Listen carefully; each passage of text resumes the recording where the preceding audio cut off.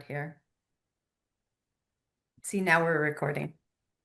Okay, so today let's talk about deep neck flexors and concussion or neck trauma kind of relationship to it. We I talked like about it. this in private. Well, last week you and I talked about it and you had some kind of cool information. In general, to summarize before we dive into this, the idea is that you don't think many people are working these upper neck muscles, right? You think that's something that's really missed in the therapy of traumatic brain injury. 100%. In a lot of different things. I think traumatic brain injury is the most obvious place we're going to see it Okay. because what does everybody talk about? When you have a traumatic brain injury, you take it to the bank, you've got trauma to the neck. I think, you can say with a female, it's 100% certain the neck's been traumatized and you're going to have problems that you have to work out clinically. With males, it's 100% as well, right? Some people will say, well, you don't see as much neck trauma in the man as you do in the woman just because of the hormonal factors and the differences in musculature and head size relative to neck size and those kind of things. People will say that stuff. I'm like, I don't know, man. I've seen neck trauma in every traumatic brain injury case I've seen, or a mismatch. You talk about this a lot, where people have a mismatch between their proprioceptive system, their vestibular system, and their collicular system. So the neck's tight all the time, and people will go to a physical therapist or a general practitioner, a chiropractic, Osteopath, acupuncture, whoever. pick, pick your physical medicine, massage therapist, whatever, pick your physical medicine person, and they get their neck worked. But you are one of the best at pointing this out. The neck a lot of times is a compensation for what's happening suprasegmentally to the neck, right? It's a window, it's a biomarker for the brain injury that's happened. Hmm. And that is the case, right? A lot of times you've got to treat that vestibular system, you've got to treat that oculomotor system, you've got to look at those collicular maps or whatever aspects of the neurological exam you really want to get into. We all have our flavors and we all have our expertise, but at the same time, you go and you see a lot of these other experts. Melissa Biscardi is one of them that she's got her doctorate and is running a concussion clinic in Toronto. And, she's just like fascinated that the neck is so cool and it's so important and it's a big deal. And it's kind of fun to watch her post about this. I follow her on socials and I know her, she's one of our neuromates as well. But, Just you about see all these people that are coming around to the neck. just about every neck or shoulder issue that walks into my office, because I kind of separate people into a neuro patient versus a musculoskeletal patient. But every one of those musculoskeletal patients is a vestibular issue I would say until vestibular, a proven little bit. otherwise. Yeah. I make sure that because I've had people where I work the shoulder because I was a massage therapist first. I do muscle work. Yeah. I'm better at that, way better at that than adjusting. I would like to be better at adjusting, but I know muscle very well. And so I'll work the Yeah. shoulder like I typically would because I do ART. Yep. And I'm like, this is not getting better. I do a simple Maddox rod. They're not lined up. I do a roll based on that. Yeah. Whammo bammo, their shoulder's better. I'm like, oh, I should have done it. So having had so many patients that I've gone through that, I now like everything is a vestibular issue until proven otherwise. And I think you see a lot of these things that we recognize because of how darn good character trained people Oh, really are trained. yes. And and that's the thing. I will die on this hill that I am a Carrick Institute. I am a Carrick trained practitioner. I will say this until the day I die. I owe Dr. Carrick literally my life and figuratively. Hmm. I don't know what I would do if I had not found the Carrick I Institute. don't know if I'd still be a chiropractor, honestly. I don't know if Yeah, I'd still be a God bless chiropractor. Haney Helmy and Glenn Zielinski for introducing me to Professor Carrick's work at Parker College 100 years ago. Hmm. Um, I mean, you I, look I good for just, 100, I mean, 110. You look well, good. I got rid of the Grays. Yeah. They're going to come back after this weekend. I wanted to mess with people. I'm like, nobody's seen this look since the 90s, really. So it's like, let's bring it back. Let's get one Mhm. recording when I teach class, and then the beard's coming back because Yeah. everybody's weirded out by it, but it's fine. Um, but that's the thing is we tend to see these things like an asymmetric tonic neck response, which is one of multiple things. There's a million reasons you're going to see an asymmetric tonic neck response. And I was watching, You would, in layman's terms, you're suggesting a tight neck on one well, side. a tight neck, yeah, a tight neck definitely, but an asymmetric tonic neck response is one of the things that we call a primitive reflex. When you Okay. see people talk about primitive reflex testing and things like that, it's something where you turn the head and the shoulder really gets coupled with it, or we'll call it spilling of motor activity or things Expansion of like the that. maps. Yeah. It can be an aberrancy in collicular mapping. It can be a vestibular hypofunction where now I'm going to compensate posturally because my inner ear isn't transmitting the signals of gravity. Well, and that's the thing. I think when any physical medicine person sees a tight spine, you are telling me, the patient is telling you, my relationship with gravity is not perfect. Hmm.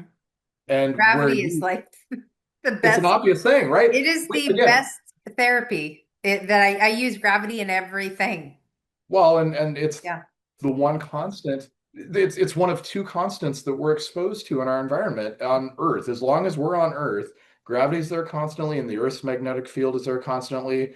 At 7.8, Gauss or whatever the measurement is for that. So that's where you look at these things, and so we're electromagnetic beings who need a gravitational field. You look at these astronaut studies when they go on ISS for like 6 months, they come back, they're not healthy people. Hmm. It's like Yeah. we need gravity and we need a great relationship with gravity to be the and the thing I think that we really like to do as well is get people to be optimally functioning human beings at all costs. Ideally, we're seeing, the Olympic athlete did shave a tenth of a second off of something or whatever. But if I've got a movement disorder or I've had a traumatic brain injury, or I've got some kind of other chronic viral issue or Lyme or mold or all these kind of things that are causing my nervous system to be inflamed. I'm not functioning optimally, and I'm going to need something.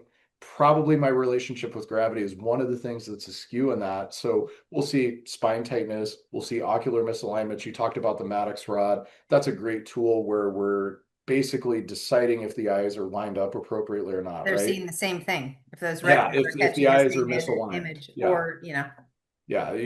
I'm just going to take a break here for a moment. While this podcast is for educational purposes only, we would love a like, a share, shoot, even a dislike, a comment, so that the algorithms pick us up so that people can, maybe learn a piece of information for their health, or doctors like to listen to this in the background. It's possible. But if you don't mind, like, sharing, subscribing, commenting, any of those things would be greatly appreciated. Thank you. You're Um, looking at atropia with that, definitely. Atropia is a misalignment of the eyes. One thing I was going to comment on was you had talked about the neck injury, mostly in women. During the master's program, there's not a lot of research on it, but radiologists were seeing that the tracks, the pedicles from that cerebellum up, those things get yanked on the most. And it would Yeah. make sense because those relate to the reflexive stability of that neck. Yeah. Not even talking about your eyes, and if they're not, if they're moving too much, too little, not fast enough, all of Those those things. specialized upper neck mechanoreceptors, right? Yeah, yeah. Well, and so you have those tracks, and then yes, we have these other ones, the longus coli, longus capitis muscles. Those are Yeah. not controlled they're not controlled the same as the multifidus and rotatories, but they played Correct. a huge role in that stability. Big involvement with that cervical plexus that Hmm. we'll talk about this weekend during the peripheral nerve class that I'm teaching. Yeah. Um, Big involvement with that. And you don't see a lot of upper cervical disc herniations and things like that that can cause that pathology. But those are little tiny muscles, which you're looking at longus coli, deep and medial to the SCM, correct? Hmm. Longus I capitis. actually it is deep and medial. I approach it more from behind the SCM to get to You it versus absolutely going in the can. front. Yeah. Yeah. Hmm. I mean, and it's fascinating because you go, there I am kind of scissoring in between the SCM and the scalenes and getting deeper in to get that because you've got lateral fibers and you've got medial fibers that get injured. And then you've got that longus capitis, which again, yeah, you can get that back Headaches. behind Oh, that is like headache central. When people say I have a headache like this, I check that yeah, longus capitis for sure. 100% of the After time. I've It's in there. after I've addressed the SCM, but yes, yeah. Well, and I think SCM and trapezius, definitely again, you're looking at a direct cranial nerve concomitant with that. And those shear forces at that area, definitely it could be involved. But sure, I mean, these are little tiny muscles that are involved in so much from vocation or vocalization rather, not vocation, not working but speaking, to singing. You get into some of those smaller muscles, the cricohyoid, the cricothyroid, and there's some people that are like, you're not really working those muscles because they're too deep and they're too small, and it's like, well, maybe I'm not, but I am working the fascial membrane Yeah. that surrounds Oh, those I've guys. had this whole argument when I was in Yeah, chiropractic school. I was like, yeah, it and made it I'll go tell away. you, So you tell me whether yeah, I'm I'll tell you, technically maybe. touching the skin, not the muscles. Yeah, So maybe I'm not on it. And again, the fact, look at all these dynamic taping techniques where it's like, hey, yeah, we are doing a stretch receptor thing with the skin. And when I do that, we talk about this in movement disorders when we use that coat hanger for a reflex. It's a lot of it is the stretching of the your skin. your skin develops with the nervous system. And I Yeah, mean yeah. I What think does it come from, right? rhombomer, did it come off the same rhombomer or they're part of the same? It's ectoderm, maybe. Oh It's man. ectoderm. Yeah, Well, it's neuro. It's PTSD. ectoderm. Yeah, Yeah. melanocytes are neural crest cells. So your It's skin all is your involved. nervous system, no matter how you do it. Well, and think about it. If I pull my skin this way, what's that associated with? Turning my head, right? Mhm. So now there is a direct skin to vestibular consequence. And again, you're getting the same thing on that anterior neck, whether I'm on the cricothyroid or the Mhm. cricohyoid or the omohyoid, which are all deep muscle attachments. That hyoid bone, it's in there for a reason, right? It was put there for a reason. There Mhm. should be glide between those tissues. And one of the big things with this stuff, again, love how we talk and we kind of go around the world on this stuff. One of the things, again, we're not talking necessarily about these things being broken as a sensory mismatch, which they can be, but they are actually physically broken during a neck trauma or a head trauma, Mhm. or if somebody maybe they've had a spine surgery prior to, or a thyroid surgery. I've got a lot of those where somebody's had an ACDF, an anterior cervical disc fusion, or some partial thyroid or total thyroid kind of thing. Which again, now I've got scar tissue. I've disrupted some of that fascia, some of those sensory motor aspects. And what is one of the big things that is being discussed right now in the Lyme world, the mold world, the toxicity world, the yoga world, and in the traumatic brain injury world is that lymphatic system, right? So it's the lymphatics of the brain, Lymphatics of the the brain, exactly. draining the Why do they waste out call of the that brain. glymphatic, right? Because it's composed of glial cells and lymphatic tissue and cerebrospinal fluid. And one of the things, and again, we'd kind of in our private talk last week talked about Dr. Jeremy Schmo a little bit. He runs a great clinic in Minnetonka, Minnesota. He's got a chair that is designed to increase the cerebrospinal fluid pumping mechanism, and they do some other things with the chair. It's a mechanical movement that's basically like cat cow yoga poses with breathing integrated. And they do some binaural beats and some other things with it. And the researchers, one of the guys that made the chair is an engineer. The other's a marketing guy. So neither one of them are clinicians, but they found in this research with yoga that you increase cerebrospinal fluid flow by 350% for a period of time, which is great for clearing any of these inflammatory metabolites. We talked about the weather changes and the histamine surges and the inflammation that can go with that. um, Was that so study on yoga, you said? it was on yoga, it was on cat cow and deep breathing. Just that Yeah, movement. 5 minutes, five Okay. minutes of that, Because 350% part of increase. it is getting heart rate going too, because that's going to get things moving. Well, and I again, wonder if there's a difference between doing active versus passive, if, yeah, you're in a yeah, chair and I versus think being I active. think they were gathering data on the chair. That's kind of the thing with it. They were trying to do that, and Dr. Schmo's clinic was kind of one of their testing grounds for it Yeah. because Jeremy Schmo is big on Like, glymphatics right now, gotcha. and and So and I mean a lot of people are the question is going to be, when do you address those muscles? I'll go right.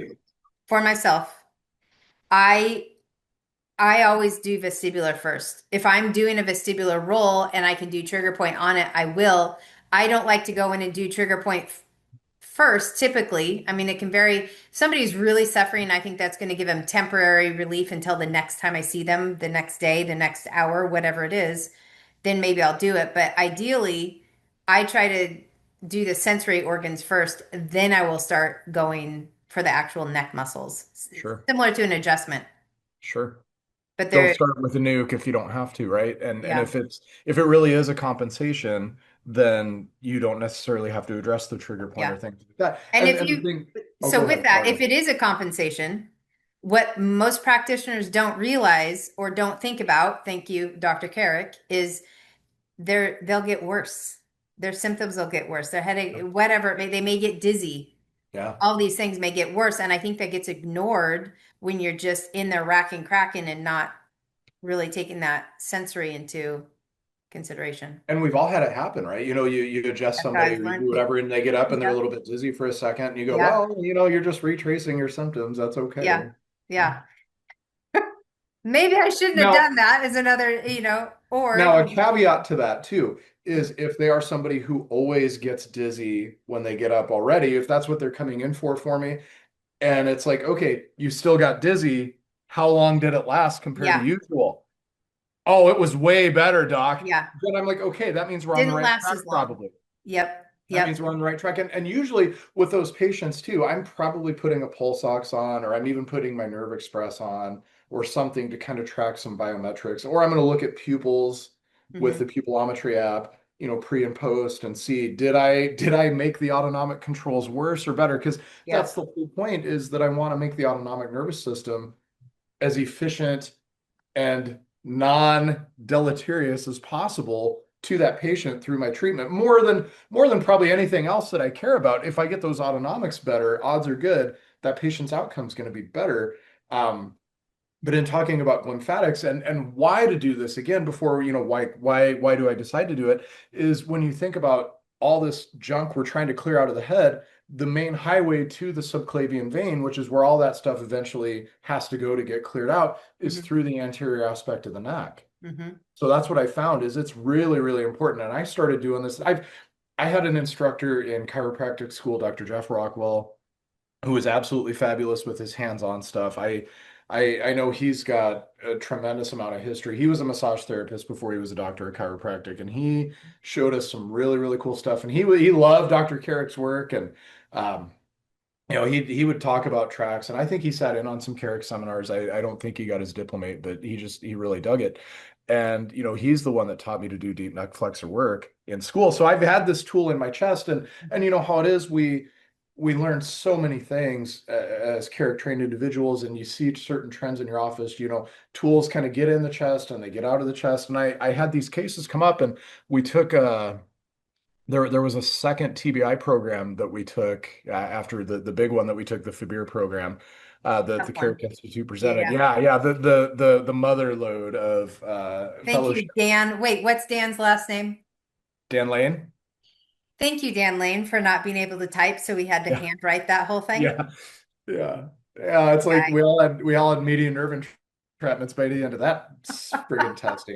I was talking to somebody about that. I'm like, I became legendary. That's how Bill Geyer and I became friends because I had to Over them pee. wanting to strangle someone for not being able to type.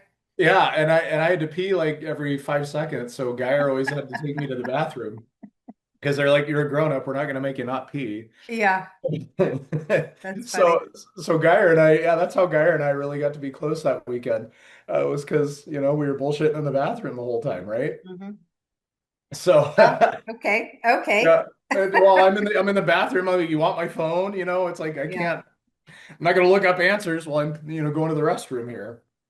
So so the second program comes in, and one of the things that was in the research, it was in the flipped classroom, was what's called the deep neck flexor endurance test. And Okay. this is one of those things you can find this, like University of Pittsburgh Medical Center uses it as a biomarker for traumatic brain injury. Everybody, I mean, it's one of those things out there now where what you're doing is you lay the patient supine and you have them just gently pick the head up. Way to, Hmm. don't give myself a double chin on the Hmm. camera, right? But basically, you just pick the head up like a half inch. And for females, you're supposed to be able to hold the head up for 30 seconds. For males, 50 seconds as a normal test. And Hmm. and one of the reasons why I kind of went to this was I was having patients flunk this test, and they had a lot of this consistent headache and brain fog and stuff like that. That it's like, man, I had one guy who he's a high school senior now, super academically achieving, jazz musician, all this stuff. He'd get a headache when he would play his instrument. He's a trumpet guy. Mm. Okay. So he gets a headache whenever he's playing his instrument, which you go, that's a lot of back pressure and a lot of stabilization in I the go upper vascular. spine. I mean, I think vascular right Well, away. that's right, right. But here's the deal with this guy. It's like we've got him to the point where every biomarker looks really good. His saccades are beautiful no matter what background I'm using. His pursuits are metric and smooth. He has none of those asymmetric tonic neck responses anymore. But it's still, it's there. He gets a head tilt only when he plays trumpet, or if he tries to do like squats. He can work out, but he can't do squats. So anytime I've got a lot of pressure on my upper head, and I started to think, I'm like, okay, this is one thing I haven't done with you yet. Let's do this deep neck flexor endurance test. It's like 5 seconds. He could hold his head up and he's all ratchety and ataxic. And I'm like, just stop. Like you getting a headache? He's like, yeah. I'm like, I think we figured out where your headaches are still coming from. Yeah. Cleared it out. Done. He's Yeah. good. Those He's simple good. ones, I like when they're simple, but they are complex until It wasn't otherwise. though, because there were so many other layers to his Yeah. presentation, and I was just getting to the point. I'm like, what am I missing here? Mhm. And that's where I really started to look for this stuff again. And I've got a really, this is a complicated case that I've got coming in because not only is there a traumatic brain injury, but she's got leukemia. So she's being Okay. treated for leukemia as well. But she's got a whole load of visual disturbances. When I do that deep neck work on her, it's like I'll get messages from her like, "Did you know license plates have numbers?" Oh, that's funny. That's how visually disturbed she has Yeah. been. Yeah. And we clear this stuff out, and it's like I haven't been able to read in Hmm. however long. I'm like, well, I'm glad we started doing this with you because it's completely changed her life. Yeah. And of course, the problem is because of the it's pretty aggressive treatment that she's having for the cancer. So Mhm. it's gonna keep it's gonna keep There's coming this back. thing I wanted to tell you about last week. I have them and I'll do them. Do you know what a gua sha is? Yeah. Okay, well, they have the brushes. So you don't need oil or anything. So you do these brushes on your face to help clear out that Could lymphatic be too. could be very helpful for Uh-huh. between therapies or between sessions or Yeah. things like that. Yeah. Yeah. I was gonna say you were talking about when you adjust someone, they sit up and you're rating how long they're dizzy, for example, Yeah. to see if you're Yeah. going in the trending in the right direction. I will do that with touch localization. Touch localization I find to be off on a lot of people. Yeah. And so I'll do whatever the role is and I'll sit them up and I'll test them quickly. Yeah. They'll be off and I'll say, okay, I'm gonna let you sit there for a second, let gravity do its thing, and I go and test them and they're accurate. So Yeah. for me, the way I explain it is, I want you to be able to sit up and right away be accurate and not have this delay to where your neurons have to figure out where you are.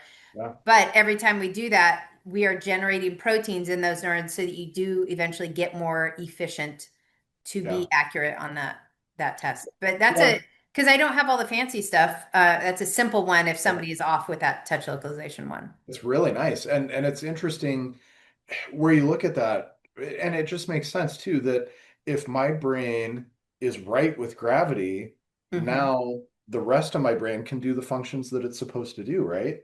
Touch localization is a parietal lobe thing, typically, normally, correct? But if Or my I parietal mean, lobe, cerebellum plays a little bit of a role in that, a but yes, lot of mostly role in it, yeah, parietal. a lot of Yeah. role in it for sure. But that's the thing, it's classically considered a parietal lobe modality, or maybe even sensory motor aspects because I'm having to localize Right. it's different when I touch it as opposed to when you touch it or so on. Mhm.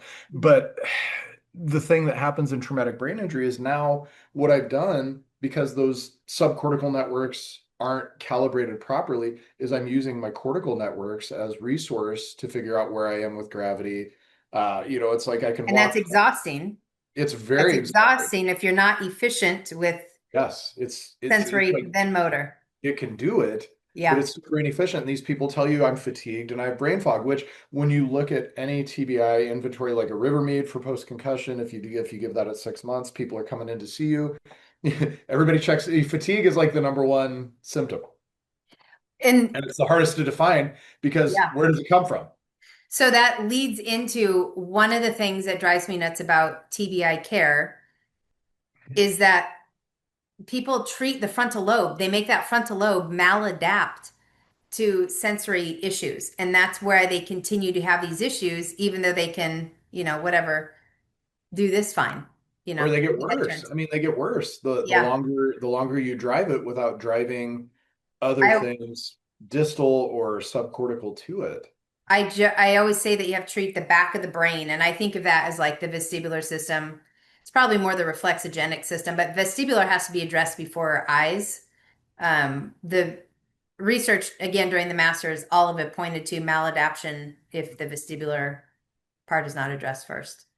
But that's the problem 110%. again. Overall, people go and they have these weekend courses for TBI, and they're not specific about what they do. They don't No. know that they're compounding an issue by driving that frontal lobe with their exercises versus doing a proper examination and finding out what parts are not working correctly and specifically addressing it. It's really hard to teach this stuff in a 15-hour weekend. It really is. And I see these ads all over. Yeah. And I'm like, I know I've been doing this for over a decade at this point. Yeah. Man, I Yeah. got I got my diplomate in 2014, so 12 years, and then the FBIR was 11 years ago. 2016. 15. 2016, we got It our was 15. certificates. It was 15. We The took the test. certificates came in at the beginning of 16, I think, but yeah. They might have, but we took the test Yeah. in 15. In 15, I'm right. 100% sure of that. Yeah. No, Because you're right. Yeah, you're it was right. around Yeah. when my dad passed. So that's why I Right. had a loaded Yeah. thing. You got a Um, flashbulb memory for it. Yeah. Yeah. So anyway, I still don't think I know I don't know everything and I still have imposter You can't. syndrome sometime. So Yeah. talking to you, taking these classes and keeping up on it is really what makes a difference. There's no 15-minute or 15-hour class that is going to give me everything that's appropriate for a TBI. I taught the board review last month for the Carrick Institute, and this is the board review that the scholars will take before they take their diplomate exam, which is not even a TBI fellowship. That is kind of like you said, that's how we got board certified as a general The functional diplomate, neurologist, right? diplomate versus Yeah, you're a fellowship. diplomate. So you're a diplomate, you're a functional neurologist, but you're not a TBI specialist even. And you've already taken 300 plus hours to get there in a board exam. Yes. And then the TBI fellowship is another.